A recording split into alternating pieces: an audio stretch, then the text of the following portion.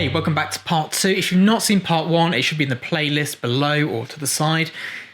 And it's worth watching that before you get into this video here. However, this video, we're going to be looking at marketing. And this is actually putting together the content. So not actually getting out there yet, that'll be the third video. But what we need as assets before we can move forward. Now, the first stage, it might actually take you several years to get through it, but this can be ongoing and it just adapts as you move along. Don't think that you have to get the first video completed before you can move on to this, but you need to have your current idea of the first video to do this bit. And then as that first video's content changes and you start moving through it, this here also needs to be updated and moves with it. Now, we're talking about selling ourselves here, and the biggest thing is your portfolio. And when we go back to the original one, you'll notice that one of the things I really emphasize is having a niche. Now, over here, this is going to ruin the audio, I've got my portfolio. Now, this is my digital portfolio. I have a print one as well, which is beautiful in like this old box, which used to keep prints, black and white prints in with the paper that goes in between them. And I tie it up with string when I take it out. My agent has a book as well. And, we have all these things. But for the life of me, I don't know what I've done with it since lockdown. I thought it was here, it's not. So I looked at home and it's not, so it's somewhere. I'm hoping I've not lost it because that'd be really annoying. The box was really hard to get hold of and find one which just had the aesthetic that I wanted. It might sound daft, but it really matters because I'm trying to portray who I am when I turn up to these places. Having that nice presentation, the nice box, the glycerin paper in between the prints, the string tying it together, all these things matter. Now let's go back to the beginning now with the portfolio. This is, without this, nothing else can happen. So the initial portfolio that I think everyone should have is a website. If you don't have one, go and get one. I'm not endorsed by Squarespace, but use Squarespace, use Format, use WordPress, whatever you're comfortable with, it doesn't matter. Have your images on there, have a contact page, as well as a filling it in form doodah. Have your details at the bottom as well, because if you're like me, I hate filling in contact forms because I just feel like I'm being ignored. Have your telephone number there. Have your studio address if you have a studio. Have an about section. Don't write it in the third person unless you're famous. And if you're watching this, you're probably not. Write who you are. Go and have a look at my website if you need some tips. I think I've done a pretty good job of getting all these points across. And I know that from several meetings I've had recently that people actually read it, especially the Q&A bit at the bottom where I go into random stuff. I recently had a meeting via a video call with an agency and they were like, oh, so you like dipping your chips into McDonald's milkshake? That's weird. And it took me ages to realise that they'd actually read my about section before contacting me. So all of these things matter. Now, let's talk about images, because without your images, you're nothing. Your images are what sell you. And going back to the first video, it has to have a theme. There has to be something which makes you look like you. Now, I might superimpose some live view of my portfolio on this, I might not. But as we go through my portfolio, it's very clear who I am. It's all homogenous. I quite like the beans and spaghetti hoops. This is new work I've done. This is what I want to be doing at the moment. So it's very important to have that vision in your portfolio. Don't try and be a jack of all trades to make more money. It doesn't work. It's a weird fallacy that photographers have that if they can do portraits in 10 different styles, more people will book them. They won't. More lower end clients will book them and you will be skint. If you want to make real money in photography, you need to have the thing that you do. And then when people want it, they'll pay you £10,000, £20,000. There's a big difference getting paid £200 because you can take a headshot. So making sure that you have these very clear visions, clear, concise, almost homogenous portfolio, which says, this is who I am, this is what I believe work looks like, and have your personal work in there. You'll notice my first 10 slides of this, there's no tear sheets. There's no big ad campaigns. That's at the bottom. They want to see who I am, what my vision is.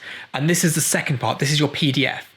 This is what you send out electronically and also that you have printed as a physical book or in print in a box. You need all of this.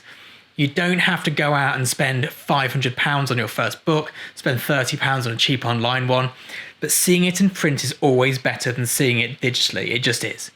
There's no two ways about it, it's better. Now for me, what makes a good portfolio is that when you've seen 20 in a day and everyone's gone home, that you as the potential client can go, I really liked the person who shot those headshots with the really nice soft light. I really like the person who shot the food images where they had these huge complex flat lays. Every shot they did with these huge, like 50,000 things in a frame. I loved it. And we want them to come and shoot a bottle of tomato ketchup because I guarantee you they'll book you for what they see because they like it, but they'll get you to do something different.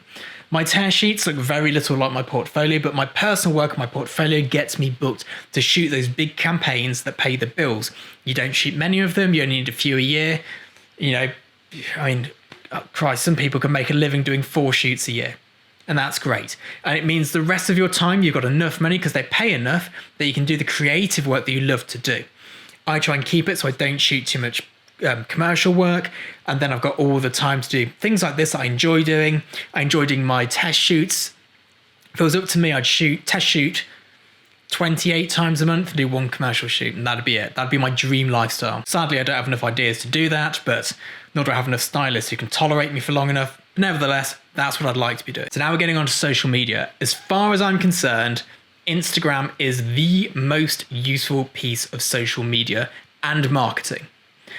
All of the big meetings I get are from Instagram. All of the agents who phone me are from Instagram. All of the agencies that want to work with me, pretty much, follow me on Instagram. Instagram is king.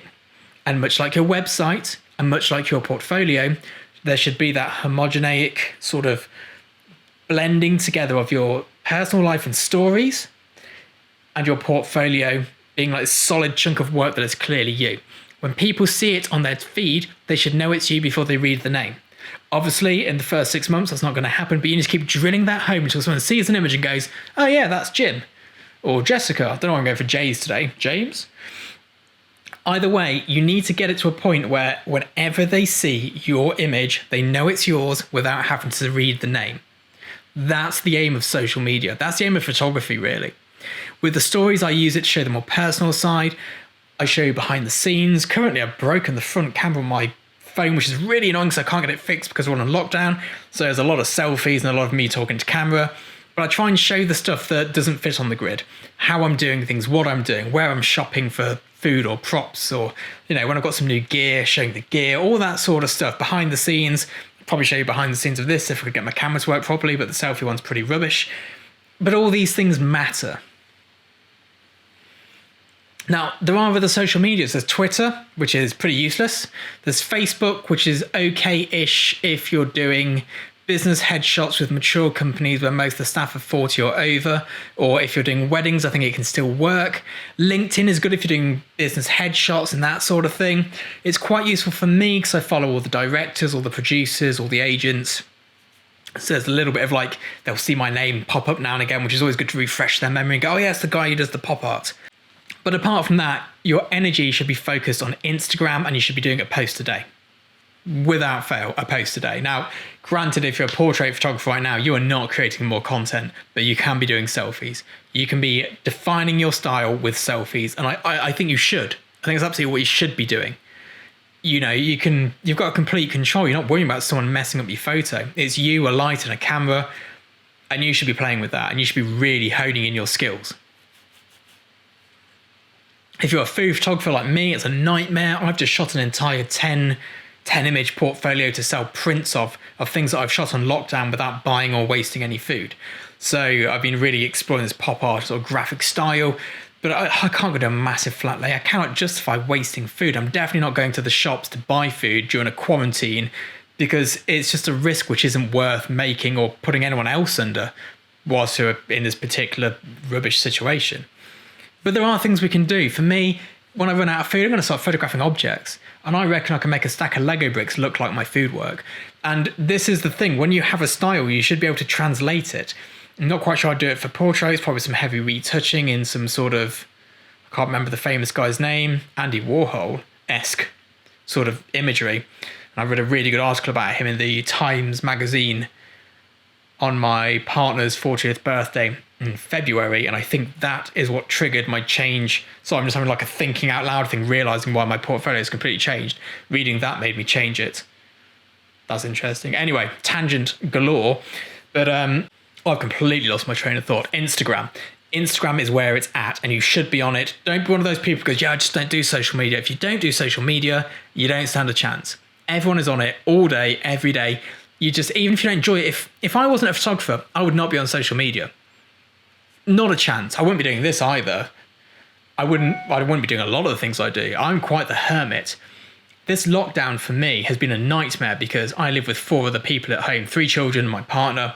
And normally I'm by myself for a good 10 hours a day. I like alone time. I don't particularly like people prying in overly, but it's part of the beast of the industry that we work in. And you just have to go with it. And yes, I have a different persona on Instagram to who I perhaps am in real life, but it's all sort of in there. You know, I show part of who I am, not all of who I am. And you don't have to give away more than you want to. It's not like a confessional place. So the take homes from this. Point 1, get your website up and running.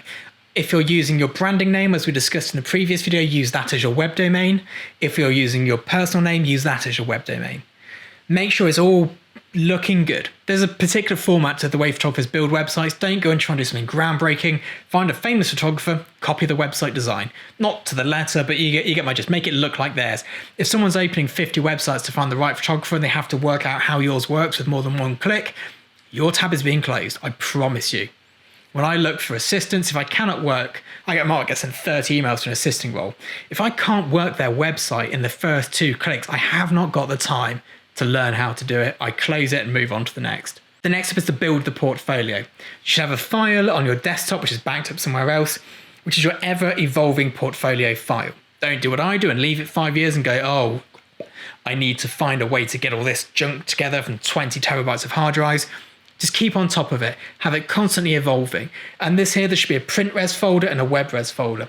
The web res should be synced to your phone, and that's where your Instagram content comes from. Don't just post portfolio images on your Instagram. My Instagram has things that would never make my portfolio because they're not good enough, but they're fine for a social media post. They make the point. And finally is your social.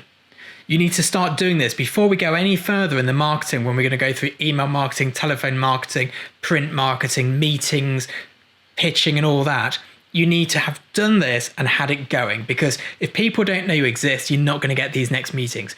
This bit here is going to take time. You need to persevere. I've got around 8,000 followers on Instagram, but it's a very dedicated 8,000. A lot of them are either photographers who are interested in this, or they're agents, marketing people, or, people in my industry. There's no fat or fluff around the edges. It's all people who are engaging. But I had 0 when I started. Now, 8,000 is not a big following by any stretch of the imagination, but it's probably almost everyone I need to be following me. So it's a good sort of way for me to market and just be always there, always relevant, hopefully. So go and give those a go. Next week's video, we're going to be looking at how to form emails to potential clients. We're going to be looking at how to phone clients. We're going to be talking about how to sort of get these packets together to deliver, to show them how you should be engaging in potential clients and how you get them. And then going forward, we'll be looking at pricing, licensing, how to price everything in your business, how to get your costs, taxes, assets, all that really boring stuff, which is incredibly important.